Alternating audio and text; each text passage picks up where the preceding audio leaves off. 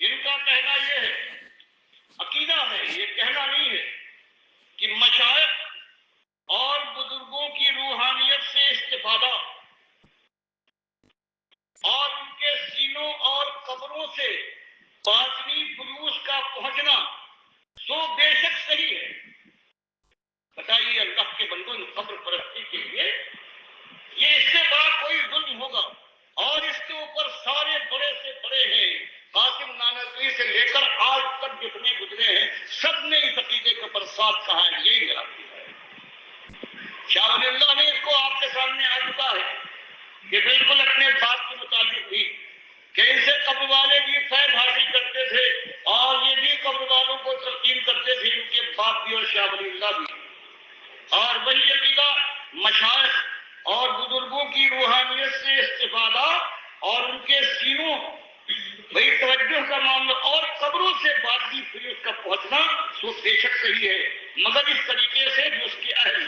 اور خواص کو معلوم ہے، نہ کہ اس طرف سے جو عوام میں رائے ہے۔ بتائیے ایک خواص اور عوام کی یہ شرک، ایک خواص کرتے ہیں اور ایک عوام کرتے ہیں قبر پرستی، اور اس کے بعد یہ کریں تو یہ خواص ہے اور یہ اللہ کی بارگاہ کے اندر ان کا درجہ بدل ہوگا، یہ بھی المحمد ہے، وہی جو کفر شرک کا یہ کتاب کیا ہے جس کے اندر عقائد بیان کیے گئے ہیں۔ اب بتائیے کہ کیا کرے اس امت کے اندر؟ ہر جگہ کوئی گروہ بھی ایسا نہیں ہے۔ یہ ہو گئے۔ اب اس کے بعد جو مسلمانوں میں دوسرا گروہ کہلاتا ہے اس کا عالم یہ ہے، وہ تو یہ کہتا ہے کہ صرف اللہ کے نبی صاحب وہاں سنتے نہیں ہیں بلکہ اولیاء کے جنازوں میں آ کر شریک ہوتے ہیں نمازوں میں۔ اب کیا کریں؟ کہاں جائیں؟ کس کے پاس؟ کم سے کم جو شرک کرتے ہیں کفر کرتے ہیں وہ حنبلی اور اہل حدیث سے وہ اس بات کو مانتے ہیں کہ ہاں اللہ کے نبی صلی اللہ علیہ وسلم قرآن کچھ فرماتا رہے، اپنی قبر کے پاس تو درود سلام سنتے ہیں زندہ، یہ کفر۔ اور دوسری بات کہ دور سے جو درود سلام کہا جاتا ہے اس کو فرشتے اللہ کی بجائے نہیں کرتے پیش کر دیتے ہیں۔ تو اب یہ کیفیت ہے۔ اس کیفیت کے بعد پھر آپ بتائیے کہ یہ زمانہ جو آ رہا ہے مبارک زمانہ، کاش اللہ توفیق دے ان حضرات کو، جو ان میں کتنے ہیں جنہوں نے 10 سال مدرسوں میں سرو کیے ہیں قرآن و حدیث کو وہ انداز سے پڑھا ہے جو ان کے بزرگوں نے کفر شرک کی تشریح اور تفسیر کے ذریعے سے ان کے دماغ کے اندر بھر دیا ہے، اور اللہ ان کو خلاصی دے، اس نجات سے نجات حاصل کرے، اور پھر جو مسجدوں سے اور محرابوں سے جو آواز اٹھے وہ خالص توحید کی آواز ہو، اور اللہ ان کو توفیق دے کہ مالک نے جو ان کے لیے شرطیں مقرر کی ہیں کہ جو اللہ کی بات کو چھپانے کے بعد شرک اور کفر کو عام کرے اور پھر اللہ ان کے دل میں خوف ڈال دے، تو 3 شرائط اللہ نے مقرر کر دی۔ الذین تابوا، پہلی شرط یہ ہے کہ یہ مولوی اور یہ پیر جو شرک پھیلاتے ہیں اپنے باپ دادا کے عقیدے کے ذریعے سے امت کی جان کو جہنم میں ڈبوا ہے،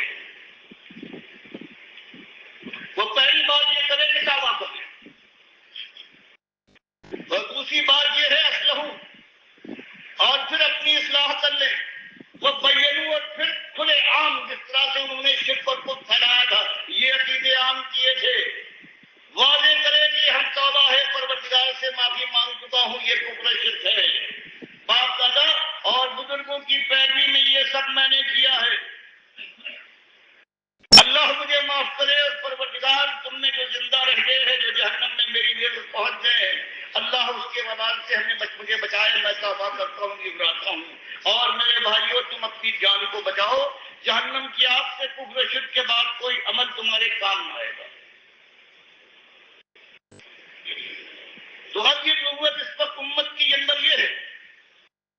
کہ یہ مسئلہ ہے، بجائے اس کے کہ روزے کی تلقین کی جائے، اس کے فضائل بیان کیے جائیں، اللہ کے بندے اس توفیق کو مانگے، اپنے پروردگار سے رو رو کر توبہ کر کے پلٹے، اور سب سے پہلے یہ بات کہ جن کے اوپر روزہ فرض ہوتا ہے، نماز فرض ہوتا ہے، ان کو اس لائق تو بنائے، وہ محل تو بنے روزے اور نماز کے۔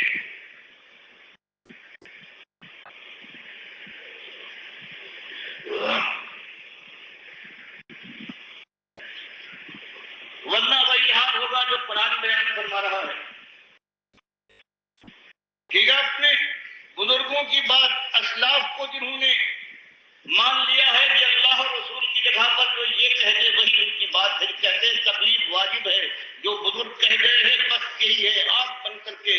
اس پر چلتے جاؤ, کچھ پرواہ نہیں ان کے ساتھ جہنم میں ہمیشہ رہنا ہو تو کوئی بات نہیں. مجالسیں ہیں یہاں بھی